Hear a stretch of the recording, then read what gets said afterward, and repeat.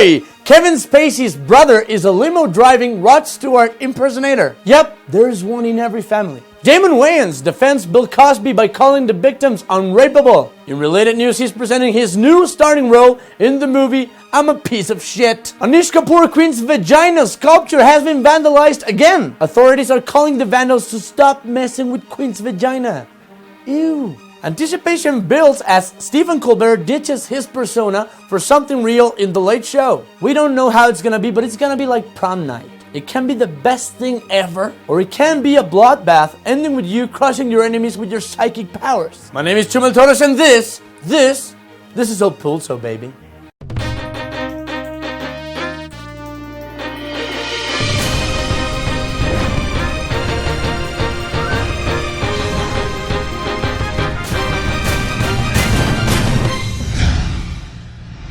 Amigos, the email. The second bigger threat for mailmen, first one is dogs, this week delivered a package in the doorstep of scandal. As you may know, there's a big story behind Hillary Clinton's email that have all the media coverage because we love unnecessary coverage of things that don't matter pretty much. Syria, Pakistan, Venezuela. No, we have a story on emails. Let's do that one. It all started with Hillary Clinton deciding to use a private server and whether or not that decision violated some State Department rules. This has become the most intricate Clinton controversy since I did not have sexual relations with that woman, Miss Lewinsky. Yep.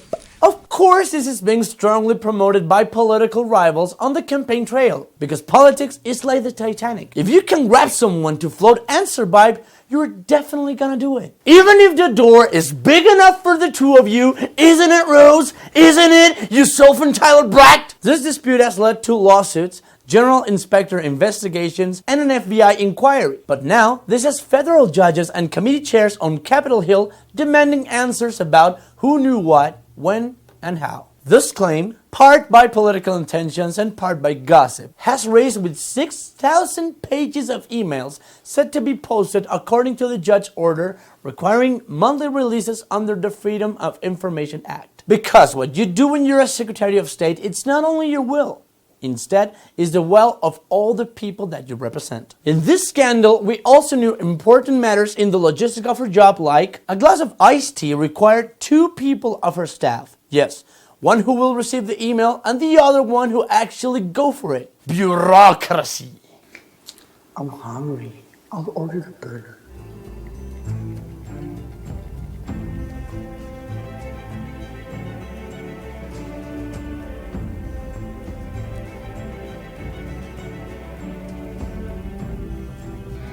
Hillary also asked a colleague about a book with the subtitle, Why People Email So Badly and How to Do It Better. And now we know why. And obviously some you awake mails. But not everything was this useless nonsense. There were some important matters going on, like suggesting that Mexico was hypocritical on illegal immigration with a you should take the log from your own eye. In an email to Clinton State Department advisor and Clinton aide Jacob Sullivan explained how Mexico treats illegal aliens who cross into its territory to the former president Felipe Calderón. Mexican law enforcement officials cannot stop individuals and require proof of migratory status. He also wrote, but Sullivan also told Clinton that Mexican officials, just like Arizona officials, are authorized to request proof of migratory status when they make contact with people during traffic stops or other investigations. Boom! Drops mic! And this is all true. The south border in Mexico is a crazy party for the corrupt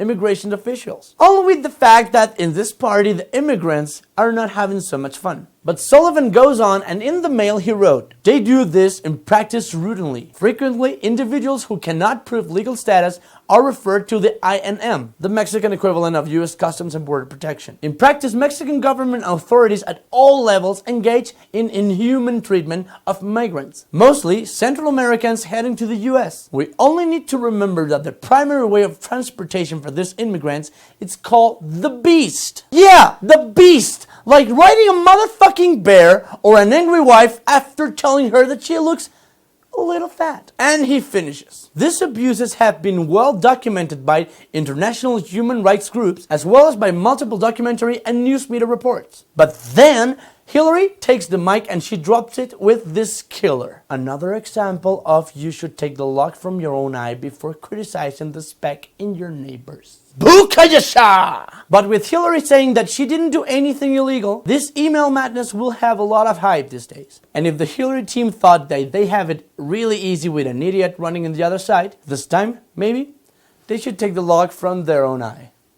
Regresamos.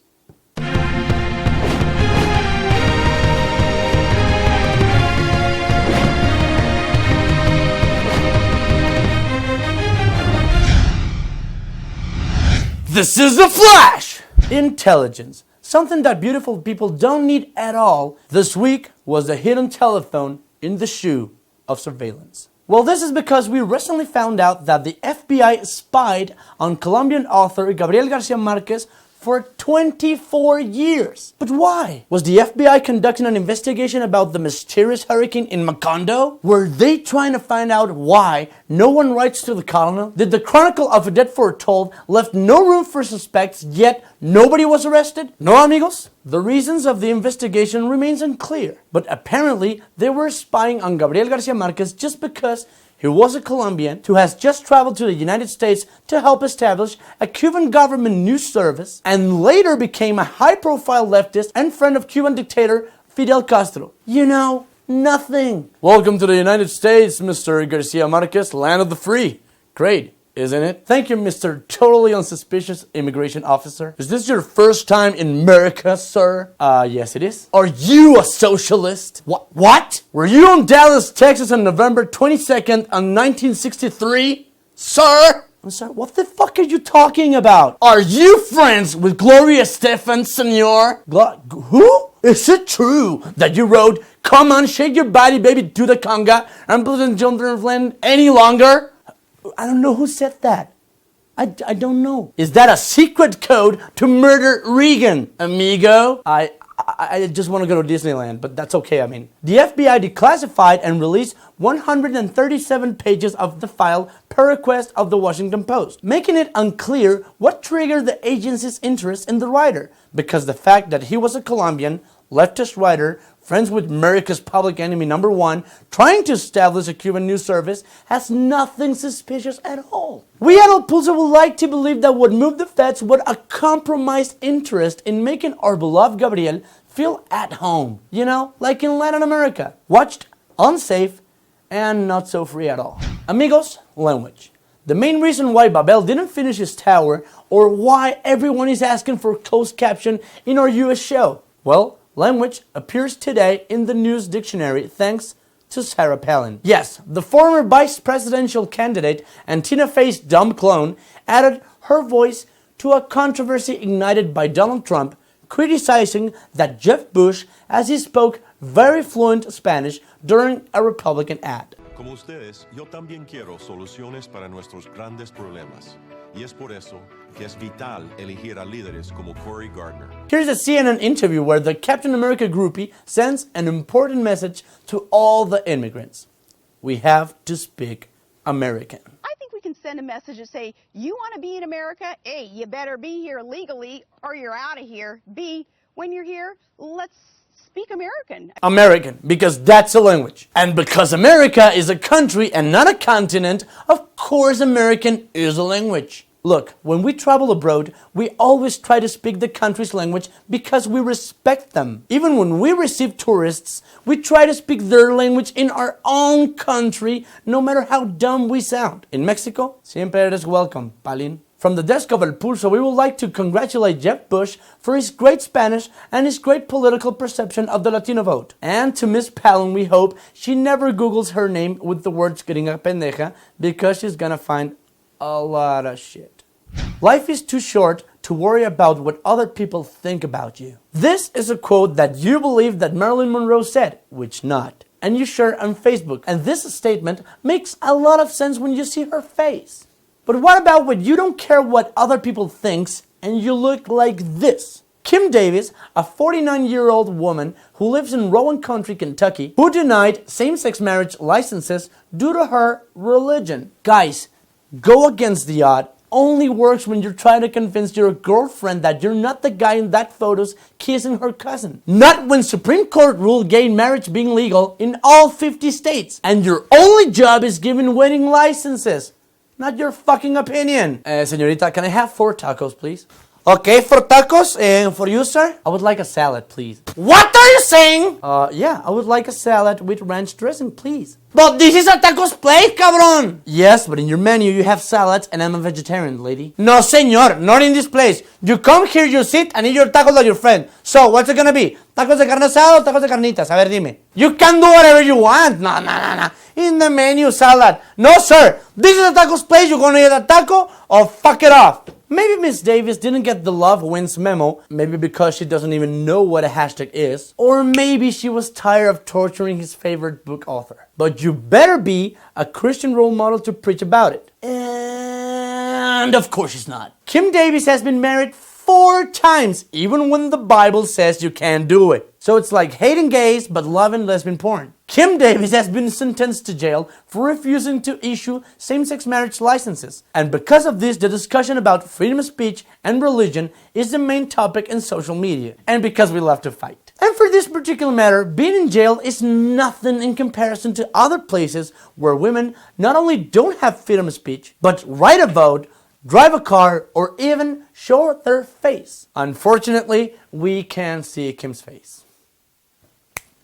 You failed us, freedom. Also, in Pulso's totally new section, Don't Help Me, Compadre, Christopher Ciccone, Madonna's brother, who is openly gay, because of course you're gay if Madonna is your sister, and a LGBTQ activist has come to the Kentucky's cleric support saying that Kim Davis' rights as just as important as anyone else's rights. Chris, shut up. Guys, the First Amendment is about freedom and practicing your religion freely. But when you take away freedom of choice to others and you have the power to make it happen, it's not called freedom. It's called intolerance. Regresamos.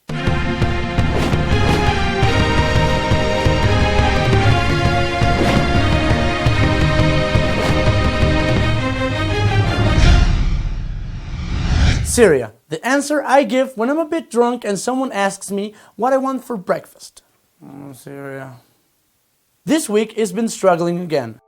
More than 4 million people have fled Syria since the uprising against President Bashar al-Assad's regime began in March 2011. Each day, thousands cross the border to seek shelter in nearby countries. Turkey and Lebanon have taken in the most refugees. Many more have fled to Jordan, Iraq or Egypt. 4 million people have left Syria! 4 million people have left Syria! That's the equivalent of the people living in LA and a Justin Bieber concert attendance put together! Just imagine LA without any people. It's like I Am Legend, but with less mannequin flirting. This is certainly an alarming situation for the nearby countries. For example, Lebanon's population has increased by more than 25%, and Jordan in about 10%. That's the exact increase promised by the penis enlargement products, and they don't work. God knows I know this. But that's not the only problem. Refugees around the globe face the soul-crushing panorama of not getting any job, accommodation, or school for their children. Since Syria's actual president and goblin with hair, Bashar al-Assad regime begun, the struggle transitioned from an insurgency to a civil war during the summer of 2012. And this time, shit is getting pretty serious. A grisly discovery on the side of an Austrian highway Thursday, a refrigerator truck with up to 50 dead migrants. The cause of death unknown. Austrian police now searching for the driver, a difficult task as the truck appears to have been abandoned for at least 12 hours. There were reportedly 71 bodies inside, including at least 8 women and 4 children. Although the bodies have not yet been identified, investigators are operating under the theory that the group were Syrian refugees sneaking into Austria from Hungary. We're talking about 71 people here that were running away from the country in search for a better chance. But what is the Austrian government doing? Blocking the help! Yes, despite the hundreds of thousands of refugees who flee through Europe each year, they've reportedly announced plans geared more toward blocking than aiding asylum seekers, including increased border controls. This is a very serious humanitarian problem, so we are gonna block the entrances and increase border controls because that's the solution. Even Pope Francis has urged Catholics to house refugees. It is not enough to say, have courage, hang in there. May every parish, every religious community, every monastery, even every sanctuary in Europe host a family, starting with my Diocese of Rome. Think about it for a second. When a situation is so tense that Catholic Church is starting to make sense, then we have a very tense situation going on. Even Canada is starting to make sense on this one. Last week, Liberal leader Justin Trudeau is making a call for leaders meeting to address Syrian refugees crisis. We also have no news yet if they also will apologize for Canadian issues as Celine Dion or Avril Lavigne. From El Pulso, we would like to extend our sympathy and love to all the Syrian refugees around the world and encourage you, if possible, to help, to give shelter, food, medicine, or donations to the many refugee aid organizations around the globe. We, as El Pulso, have collected with our team some money to make a donation to the UNHCR organization. This is something we do with all our hearts. It's not much, but it can make a slight difference. We hope you do the same. Here's the link. Come on, let's do something good today. Write us on. Well, this is it for us. My name is Chumel Torres, and this is El Pulso. Your subscription and thumbs up are greatly appreciated, and I'm gone. But before I go, I would like to remind you, like every week, los amo, estupids.